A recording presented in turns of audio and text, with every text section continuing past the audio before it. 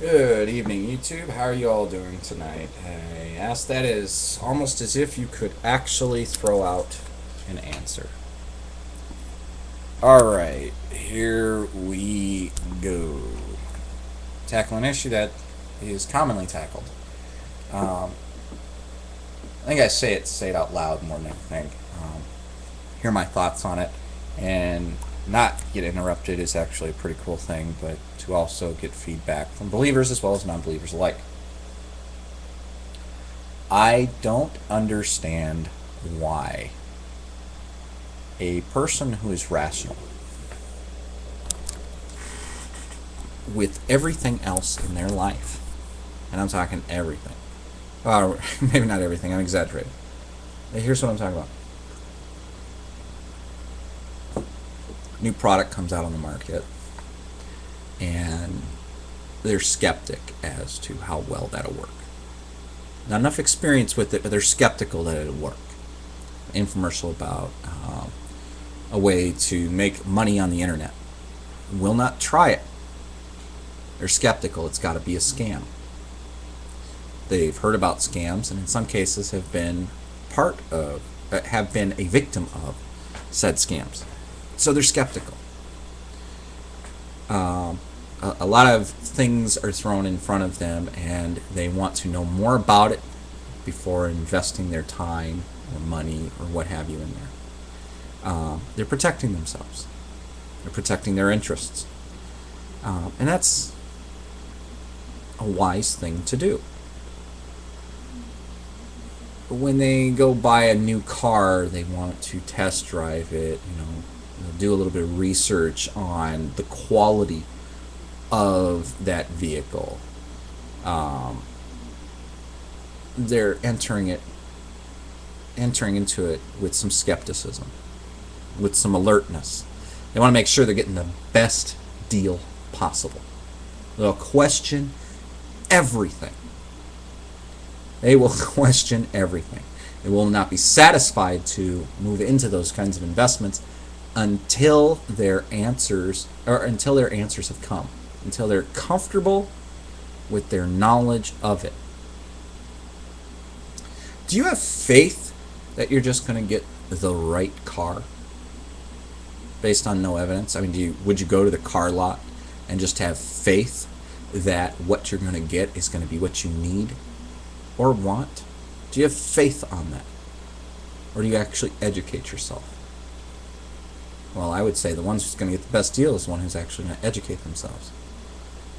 The ones who would just go in and have faith, they're probably going to get a shoddy deal. Why is that not done with religious life? Why don't you look at it and question it? I mean, really question it. Look at all the deals out there. Does it make sense? Is this rational?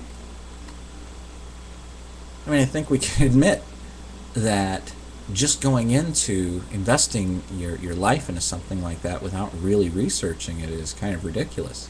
Now, I know a lot of you, I used to be an atheist, and I used to be this, but I had all these questions, and where did you go for those answers?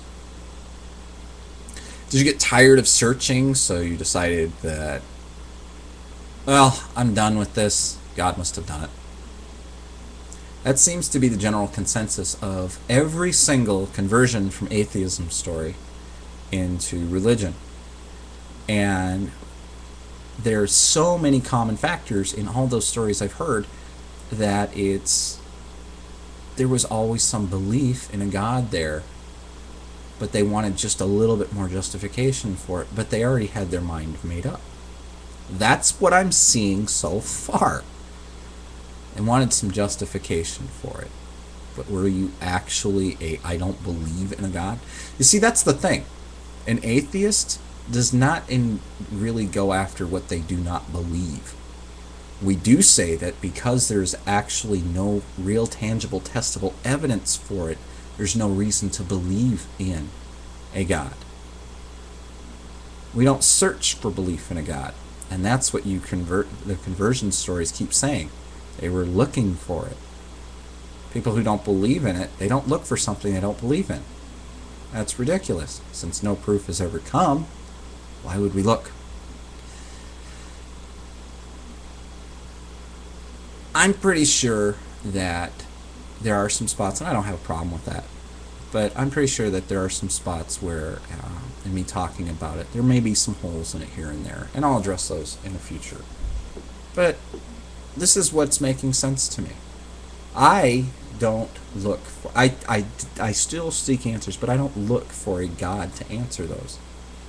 I don't look for Ushabio, a made-up figure, to answer those for me. I don't look for I don't look for Gandalf to answer those. I don't look for the Smurfs to answer those. I don't look for anything that has not been proven to answer those questions. See, that's the way atheists, people who really don't believe in a God, are. They don't seek for answers in something that they believe doesn't exist. So the conversion stories from atheism into a religion, you always had something there. You just needed to justify it to yourself. So let's be honest about that and stop trying to fool yourself. You don't know what it was like to be an atheist because you weren't one. I mean, seriously, why would you seek information in something you didn't believe in? That's all I'm trying to say.